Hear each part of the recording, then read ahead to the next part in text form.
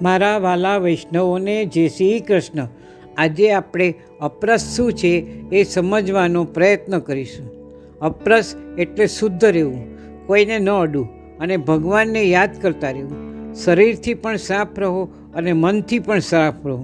જ્યારે આપનું મન માત્ર ભગવાનને જ યાદ કરે અને બીજું કશું ન વિચારે ત્યારે એનું નામ અપરસ. ચાલો હવે આપણે આગળ એની સુંદર વાર્તા જાણીએ. અપરસ એટલે શું? અપ એટલે પ્રભુ અને પ્રભુના રસમાં ડૂબી જવું, પ્રભુમય બની જવું, એનું નામ અપરસ. આપણે રેશમી અને ચોખ્ખા વસ્ત્ર પહેરી અને અડતો નહીં, આઘોરે જે એવું કરીએ છીએ એ અપરસ નહીં પણ અપરસનો અંગ છે. કોઈને સ્પર્શ ન કરવો એ અપરસનો સામાન્ય અર્થ છે, પણ મનથી કોઈનો સ્પર્શ ન કરવો જોઈએ એ સાચી અપરસ છે. દેહથી સ્પર્શ ન થાય એના માટે સાવધાન રહીએ, પણ મનથી કોઈનો સ્પર્શ ન થાય અને મન પ્રભુમાં ડૂબેલું રહે એ જ સાચી અપરસ કહેવાય. આમ મન પ્રભુના રસમાં ડૂબી જાય ત્યારે બધા નીતિ નિયમો ગૌણ બની જાય છે. જય શ્રી કૃષ્ણ. અપરસ અને સેવામાં જવાની સાવધાનતા. સ્નાન કર્યા પછી ટુવાલથી માથું અને શરીર કોરું કરવું. ટુવાલ વીંટી અને ભીના વસ્ત્ર નીચોવી અને બહાર આવવું. બહાર અપરસ માટેની કોરા વસ્ત્રો વ્યવસ્થિત પહેરી પછી પહેરવાનો ટુવાલ અને ભીના વસ્ત્રો સૂકવી વાળ વ્યવસ્થિત ઓળી ચરણામૃત લેવું જોઈએ. ચરણામૃત લઈ અને બંને આંખે ભ્રમર પાસે લગાડવું. 3 વાર મુખમાં મૂકવું, ગળે અને છાતી પર લગાડવું જોઈએ. ચરણામૃત લીધા પછી પ્રસાદી કંકુનું તિલક અવશ્ય કરવું જોઈએ.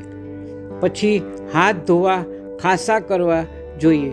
હાથ ખાસા કરતી વખતે રજમાં રજની ભાવના કરવી અને જળમાં શ્રી યમુનાજીની ભાવના કરવી.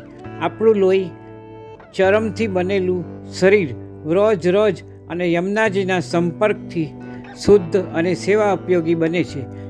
તેવી ભાવનાથી હાથ ખાસા કરતી વેળા મનમાં શ્રી ગોપીજનોને વિનંતી કરવી, હે વ્રજભક્તો, સેવા કરવાનો મૂળભૂત અધિકાર આપનો જ છે.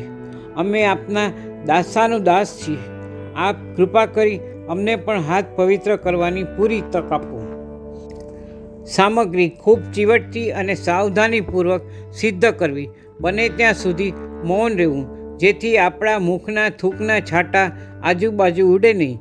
પોતાના પ્રિયતમ પ્રભુને આરોગવા માટે પોતાના ઘરેથી સુંદર સામગ્રી સિદ્ધ કરી લઈને આવે.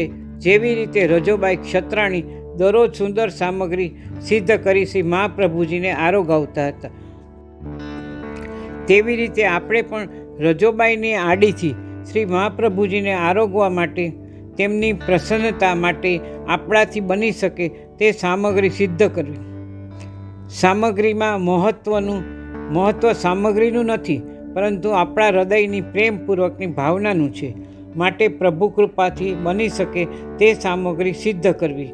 પરંતુ હૃદયમાં દીનતા, વિરહ અને પ્રેમ રાખવા, અહમતા અને મમતા રાખવા નહીં.